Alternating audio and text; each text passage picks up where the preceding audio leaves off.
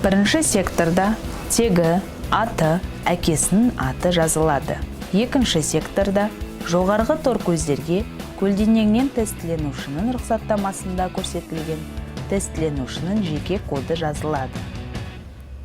Үшінші және төртінші секторларда тестілеу кезінде тестіленушінің отыратын орны және сұрақ кітапшасының нұсқасы боялады. Бесінші секторда тестіленуші тестілеу тапсыратын лек пен аудитория нөмірі жазылады. Лек нөмірі тестілеу болатын күн бойынша анықталады.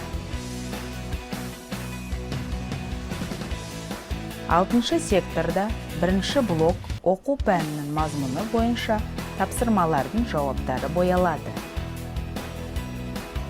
1-ден 50-ші аралығындағы тапсырмаларда берілген 5 жауап нұсқасынан бір дұрыс жауапты таңдау талап етіледі.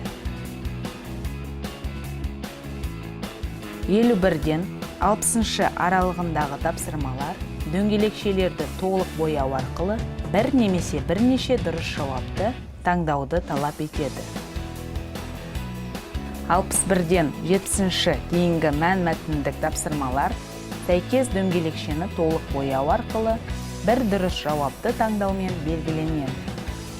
7-ші секторда 2-ші блок педагогика, оқыту әдістемесі бойынша тапсырмалардың жауаптары боялады.